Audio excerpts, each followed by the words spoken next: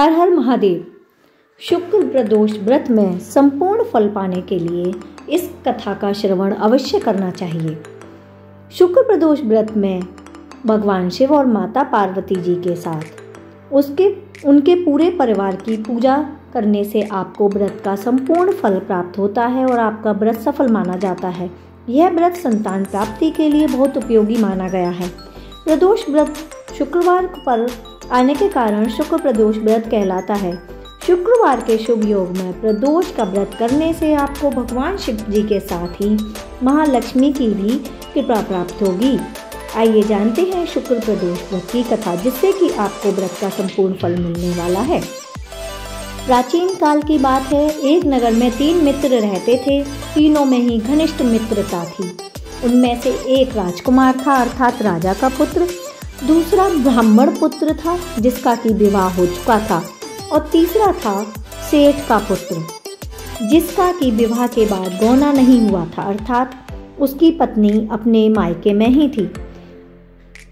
एक दिन तीनों मित्र आपस में अपनी अपनी पत्नियों के बारे में वार्तालाप कर रहे थे। ब्राह्मण पुत्र ने कहा कि यदि घर में नारी ना हो, अर्थात पत्नी ना हो, तो उसके बिना घर नहीं लगता, भूतों का डेरा लगता है।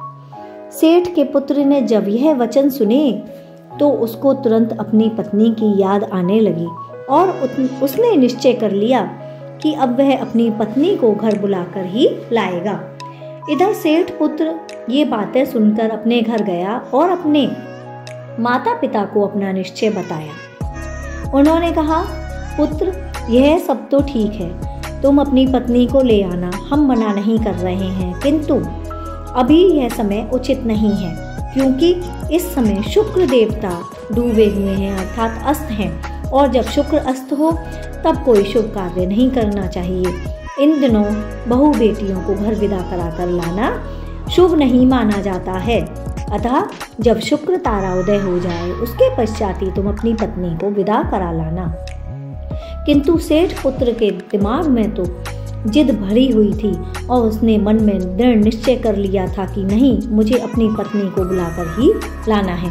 वह बिना किसी की बात मानते हुए अपनी ससुराल जा पहुंचा।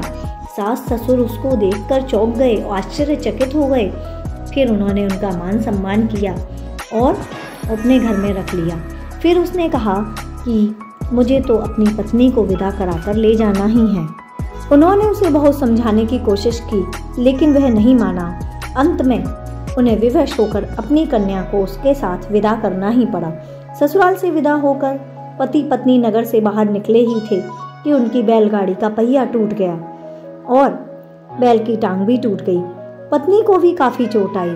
सेठ पुत्र ने आगे चलने का प्रयास किया, तभी डाकुओं से उनकी भेंट हो गई और डाकुओं ने उन्हें लूट लिया। उनका धन धान्य सब कुछ ले लिया। अब सेठ का पुत्र रोता पीटता अपनी पत्नी को लेकर अपने घर की तरफ चल दिया और घर पहुंचा तो जाते ही उसे सर्प ने डस लिया। उसके पिता ने वैद्यों को बुलाया।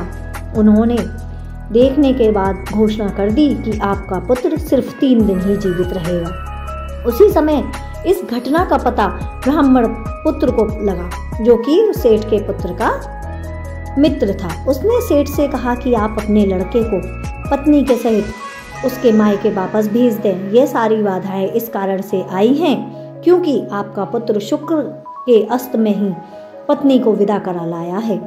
यदि वह वहां पहुंच गया तो उसका जीवन बच जाएगा। सेठ को ब्राह्मण पुत्र की बात सबसे उचित लगी और उसने अपनी पुत्र वधू को पुत्र के सहित वापस लौटा दिया। वहां पहुंचते ही सेठ के पुत्र की हालत ठीक होनी शुरू हो गई। तत्पश्चात उन्होंने शेष जीवन साथ में ही सुखपूर्वक बिताया और मृत्यु के बाद स्वर्ग लोक को गए और शुक्रवार की पूजा अर्चना करने लगे और शुक्र ग्रह को मानने लगे। इस प्रकार उन्हें ये सीख मिली कि बड़ों की बात माननी चाहिए। हर हर महादेव। आपका दिन शुभ हो।